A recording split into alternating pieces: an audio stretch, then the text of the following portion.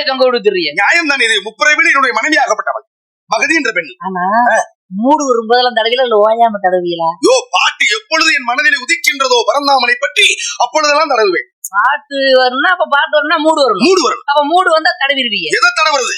அதத்தான் சொல்றேன். சுருதியை மீட்டும் தடவல்லை பலவிதமான தடவல் இருக்கா இல்லையா? சரி, வேற.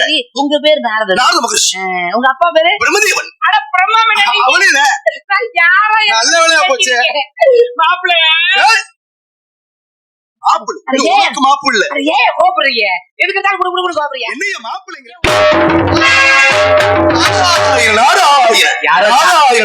யாரோ சாராயம் கேக்குறாங்கப்பா.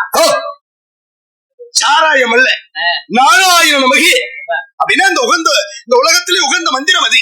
என்னுடைய பாட்டு மறந்தாமலை. கிளம்புங்கப்பா. நல்லபடியா பக்கத்துல அரை மணி நேரத்துக்கு யாரு 6 மணி நேரத்தோட மண்டல் அடிச்ச மண்டல்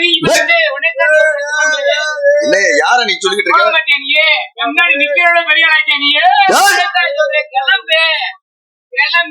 என்ன ஒரு சாடையா போய்கிட்டு இருக்கு செய்தி பூரா? நாராயணம் 16,000. நாராயண நமக்கு அதுக்கு விளக்கம் உண்டு. ரூபாய்க்கு 16,000 அதுக்கு விளக்கம் உண்டு. அதுக்கு எப்படி நீ விளக்கம் கொடுக்க முடியும்?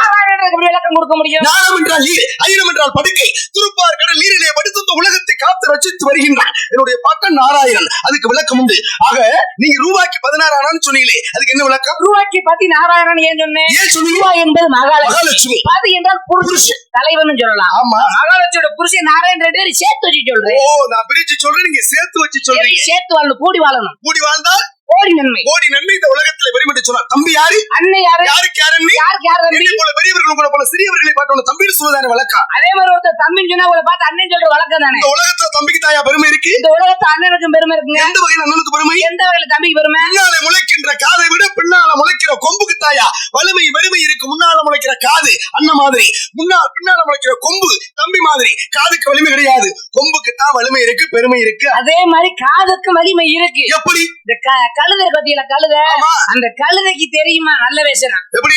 மழை பெய்யும் வச்சுக்க, மழை பெய்யும் மகப்பெரும் மகாபேவனுக்கு தெரியாது, ஆனா அந்த கழுதைக்கு தெரியுமா? ஆமா, உண்மைதான். காரணம் என்ன அப்படின்னா, பாருங்க, எப்போதுமே கழுதனுடைய காது எந்த பக்கமா இருக்கும்? முன்பக்கமாக இருந்து. இப்படி கழுத முன்பக்கமா இருக்கும். மழை வர போகுதுன்னு தெரிஞ்சா எந்த பக்கம் மாறிடும்? பின்பக்கமா போயிடும். அப்ப பாருங்க, அப்பேற்பட்ட நிலைகளை அதை கண்டறியக்கூடிய தன்மை அந்த கழுதைக்கு உண்டு. களி என்றால் அழகு, தை என்றால் பெண்ணு. அழகான பெண்ணுன்னு ஒரு பொருள் உண்டு. பொருள் உண்டு. ஆனா கழுதைக்கு காதுக்கு பெருமை இருக்கல. கண்டிப்பா பெருமை இருக்கு. அண்ணனடா தம்பியோட அவசரமான உலகத்திலே இந்த உலகத்துக்கு இந்த தம்பி வர காரணம், இந்த இடத்துக்கு அது அண்ணன் வர காரணம் அபிஷேக பிரியா, சிவா அலங்கார பிரியா. மரியாதை இல்லாம நான் பேச மாட்டேன். நான் எப்படி மரியாதை குறைவா பேசுறேன்? என்ன மரியாதை ஒழுக்கம் பேசுங்க. நான் மரியாதை போவாங்க பேசுறேன். அம்மா ஒன்னும் தவறு சொல்லலையே. நான் ஒன்னும் தவறா சொல்லலையே. நான் என்ன தவறு சொன்னேன்? அவசரியா போனேன். காதுல ஈயத்த காய அவசாரி பேர் சொல்றீங்க. நாராயணா நாராயண அவசாரி இல்ல, நான் அபிஷேக பிரியா சிவா. நல்ல வேலையா போச்சு. அபிஷேகம் அலங்கார பிரியா விஷ்ணு, சோஸ்திர பிரியா சூர்யா. என்ன வரும் கேக்குறேன்? ஒரு கூட ஜோரமா நல்லா சோத்த திணியானி வேற ஏதாவது திணியானு கேட்கல. சோஸ்திர பிரியா சூர்யா, கனி பிரியா கந்த கரகர பிரியா சுந்தரம்பா, போஜன பிரியா குண்டோதரா, கழுகு பிரிய நாரதன் நாணியா. உங்க பேர் என்ன? நாரத மகரிஷி. உன் பேர் கேட்டா பக்கத்துக்காரன் பேர் எல்லாம் சொல்லிக்கிறீங்க. காரணம் என்னவென்றால் என்னுடைய வம்சாவளிகளை சொல்லி என் பேரை சொல்வதில் பெருமையடைந்தேன். உங்க பேர் என்ன பேரு? நாரத மகரிஷி. நாரதன். நீங்க நான் என்ன சிப்பு வருது இல்ல, என்ன விவரம்? நீங்க நாரதன். நான் தாயா. ஓயா பிராடி. இங்க வா. உனக்கு நம்பிக்கை இல்லையா? ஆதாரம் ஏதாவது வேணுமா? ஒன்னா நம்பர் பிராடி. எப்படி நீ சொல்ற? பொய்யை எப்படி சொல்ற? நீங்க நாரதன் இல்ல, நாங்க மக்கள் எல்லாரும் நம்பணும்ல. ஆமா, நம்பணும். உங்க ஆதாரத்தை காட்டு. அட நாராயண. இல்ல ஓட்டு எழுதி காட்டு. இல்ல செய்தி லிஸ்ட். சப்பா. மொரட்டு வில்லங்க முடிச்சவன்ட்டு வந்து மாட்டின மாதிரி இருக்கா நீ? ஐயா, கொடி இன்பம் கொடுத்தால் இன்பம் ஆகிப்பேற்பட்ட இடத்திலே உலகத்தில் வாழக்கூடிய மக்களுக்கு தான் ஆதாரத்தை உண்டு. நீங்க சொல்றது மாதிரி வாகனங்கள் ஓட்டு அந்த தன்மையெல்லாம் உண்டு. ஆக எங்களுக்கு இது கிடையாது. எங்க லோகத்துல இது கிடையாது. எங்க உலகத்துல இருக்கு. உங்க உலகத்துல உண்டு. ரேஷன் கடைக்கு போனா 2 ரேக வைக்கணும். கல்லு கட்டையில போய் தேய்க்குது, ரேக விழுக மாட்டேங்குது. பாருங்க, அதெல்லாம் இந்த கலிகாலம் அதாவது கலியுகம் கலிகாலமாக போய்கிட்டே இருக்கு. ஆக அப்பேற்பட்ட இடத்துல எங்க லோகத்துல அது கிடையாது. உங்க லோகத்துல அது உண்டு. எங்க உலகத்துல உண்டு. அப்ப உங்க பேர் என்ன? நாரத மகரிஷி. பொய்யில உண்மைங்க. நீங்க யாருன்றவரை எனக்கு தெரியும். எங்க சொல்லுவா பண்ணி நீ குறிப்பறி நம்ம ஏங்கிட்ட புரிஞ்சுள்ள மக்களுக்கு குறிப்பறி கூட தப்பி உண்டு. எங்க சொல்லுவா. நீ யார் தெரியுமா? யாரு? பாலக்குறிச்சி பஸ் ஸ்டாண்ட் அந்த சர்பத்துல ஓடுகாதானே நீ? அடையான் அறிவட் சர்பத்து கடை போறவனுக்கு எனக்கு ஏதாவது சம்பந்தம் இருக்கா? ஏன் நீங்க வேற இந்த எலுமிச்சம்பழம் புளியில கட்ட சும்மா புளிச்சு புளியுது. நாராயணா, அதனுடைய வடிவம் வேறு, இதனுடைய வடிவம் வேறு. இதுக்கு பேரு சிப்பிளாக்க டைனு பேரு. ஒரு பக்கம் மேடு இருக்கு பல்ல இருக்கு. இப்ப கண்டுபிடிச்சிட்டு யாரு சொல்லு? நீங்க யாரு தெரியுமா? யாரு? சுப்ராயப்பட்டியில கிராக்குட்டி காய்கறி அடச்சை.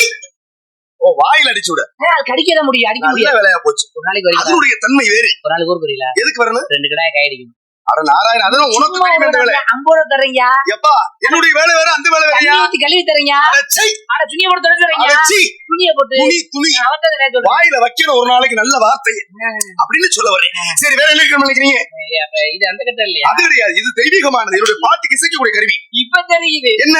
நீங்க சமையல் காரங்க. நீங்க எனக்கு சமையல்காரங்க ஏதாவது சம்பந்தம் இருக்கா? அகப்ப கரண்டி தூக்கி போட்டு வந்துருக்கீல்ல, நல்லா அப்படி உள்ள விட்டு கிண்டிவில பாயசம். இது அகப்பை கரண்டி அல்ல, இது பேரியால், சகோடையால், செங்கோடையால், மகதியால் என்று சொல்லக்கூடிய மகதி என்ற பெண்ணை ஆளாக்கி என்னுடைய பாட்டுக்கு இசை கருவியாக சுருதியை மீட்கக்கூடிய தன்மை இது. மதனியால் இல்லையா? சித்தப்பூர் மதுரையால் வச்சிருக்காரமாப்பா. பங்காளி இவர் மதுரையால் வச்சிருக்காரா? ஏத்தோ இவர் மதுரையால் வச்சிருக்காரா?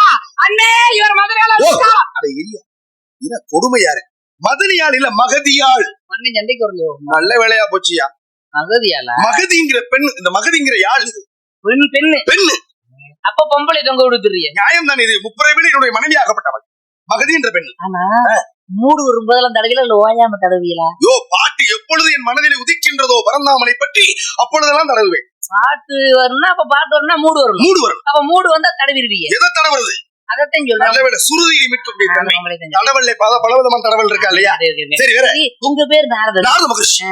உங்க அப்பா பேரு பிரம்மதேவன். அட பிரம்மாவனே. அவனே நல்ல வேலையா போச்சு. மாப்பிள்ளை மாப்பிள்ள. ஏன் கோபுறீங்க? எதுக்கு தான் குடு கோபுறீங்க? என்னைய மாப்பிள்ளைங்க? உங்க அப்பா எனக்கு தெரியாதா? எங்க அப்பா நீ எப்படி பார்த்த? உங்க அப்பா நான் ஒரு கிளாஸ்ல பழகினவங்க. ஒரு கிளாஸ்? ஓ, பள்ளிக்கூடத்துல 2 பேரும் படிச்சவங்களா? ஒரு கிளாஸ்ல பழகினவங்க. கிளாஸ்னா எந்த கிளாஸ்? நல்ல மனுஷனா இருக்கீங்க. நியாயத்தை சொல்லணும். எப்படி? முந்தா நாள் நானும் உங்க அப்பா தான் ஒண்ணா போனோம். எங்க போனீங்க? காசு போட்டா சரக்கு வாங்கினேன், கப்பு வாங்கினேன், தண்ணி பாய்த்தாங்க. காசு போட்டாங்கன்னா நான் தான் கப்பல ஊத்தும் போது மட்டும் கொப்பை அளவு பாக்குறானயா? ஏன் ஒரு சொட்டு குடுல குறைஞ்சா போட்டது ஏன் படம்? ஏன் படம்? குடியார படம் சம்பந்தம் இல்லாம யாரோட சேர்ந்து போய் நீங்க போனீங்க அந்த இடத்துக்கு? உங்க அப்பா பெருமை தெரியாதா? எங்க அப்பாவோடவா? பொண்ணு ராணிமேல பூ குடிச்சு பெருமை. அவர் வேறு பரமனியா, எங்க அப்பா வேறு பிரம்மன்.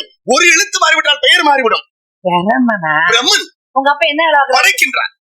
படப்பு வைக்கிறாரு. படப்பு வைக்கிற ஆள் கிடையாது. 4 வகை யோனி, 7 வகை தோற்றம். மறுபடியும் அசியம் பேசுறீங்களே. ஆனா அசியம் பேசுவேன்.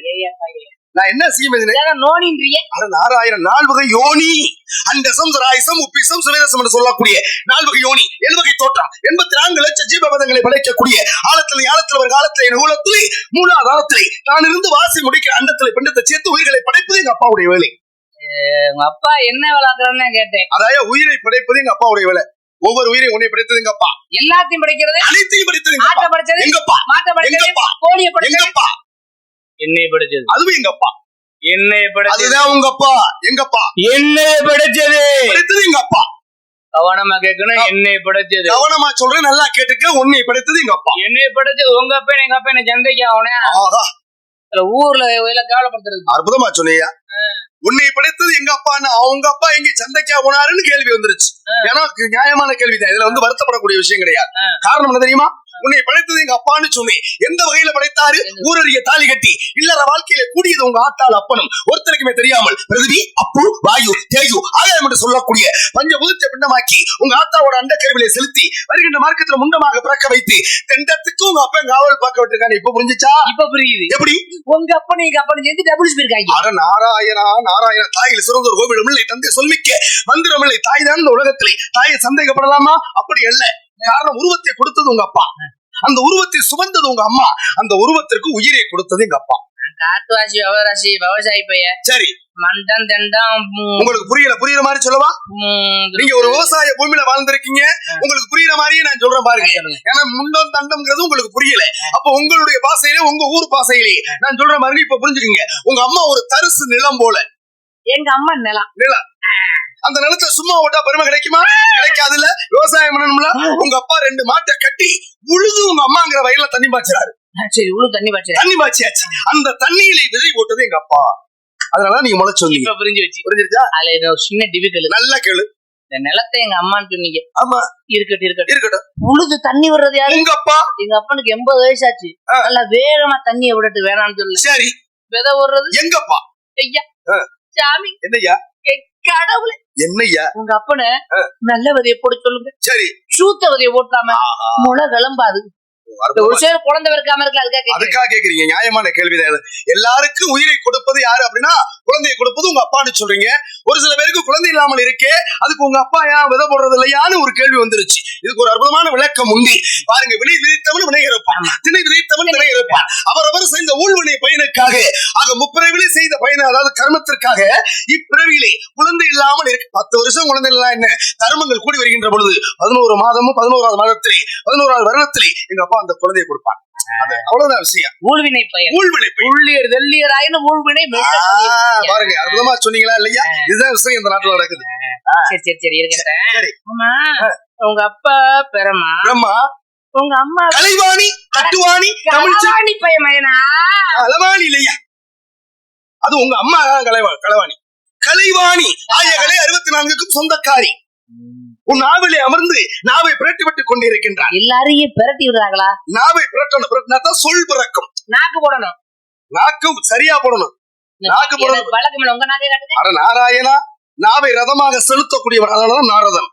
நாவை ரதம்னா தேர்.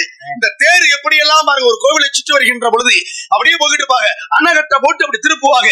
சிக்கலான இடத்துல ஒவ்வொரு இடத்திலையும் கலகம் செய்கின்ற பொழுது இந்த நாவை ரதம் எப்படி அன்னகட்ட போட்டு திருப்புகின்றதோ அது மாதிரி என்னுடைய நாவை அன்னகட்ட போட்டு ஒவ்வொரு இடத்திலும் தப்பித்து செல்லக்கூடிய, அதனாலதான் நாரதன். நாக்கு போட்டு குலைக்கிறீங்க. நாக்கு உண்மைதானே, ஒவ்வொரு மனிதனும் நாக்கு போடணும், உச்சரிப்பு சரியா இருக்கணும். கப்பு வாங்கிருக்கீங்க. ஓஹோ, எப்படி? அடேங்க பந்தா, அத நல்லா சொல்லுவேன். நீங்க உங்களோட உருவத்தை பார்க்கும் போதே தெரியுது அந்த வேலை நல்லா செய்வீங்க. ஆமாமா, உங்க வயசு கொஞ்சம் வயசா தெரியுதே. சரி, கல்யாணம் பண்ணிக்கலாம். மண்ணாசை, பெண்ணாசை, பொன்னாசை, மூவாசையும் இல்லாத பண்ணா வேண்டாம்னு வெறுத்துட்டேன். அறுத்துட்டீங்கன்னா மொட்டையாவில் கிடக்கும். ஆசையை அறுக்க முடியாது, வெறுக்கக்கூடிய தன்மைதான் உண்டு. இல்லற வாழ்க்கை வேண்டாம், துறவற வாழ்க்கை மேலன்று ஓடோடி இந்த உலகத்திற்கு ஆன்மீக வழியை கொண்டு வருவதற்காக வந்தவன். ஏன் வெறுதிய? காரணம் என்ன தெரியுமா? மண்ணாசைகள் வேண்டாம். ஒரு பெண்ணை அனுபவிக்கணுங்கிற ஆசை கிடையாது, மண்ணை ஆட்கொள்ளணுங்கிற ஆசை கிடையாது, பொன்பொருளை அணிய வேண்டுங்கிற ஆசை கிடையாது. உலக பொதுநல தொண்டு எனக்கு அதனாலதான் பட்டத்தை கொடுத்தார்கள். எதன் மீதும் ஆசை இல்லாதவர்னு. ஊனா போனா தோணா. ஊனா போனா தோணா. நீங்க தானே எப்படி உலக பொதுநல தொண்டு அப்படி சொல்றீங்களா? நல்ல வேலையா போச்சு. ஆனா இந்த இடத்துல நீங்க ஒரு மூணா போனாதான். அப்ப நீங்க கேனா போனாவா?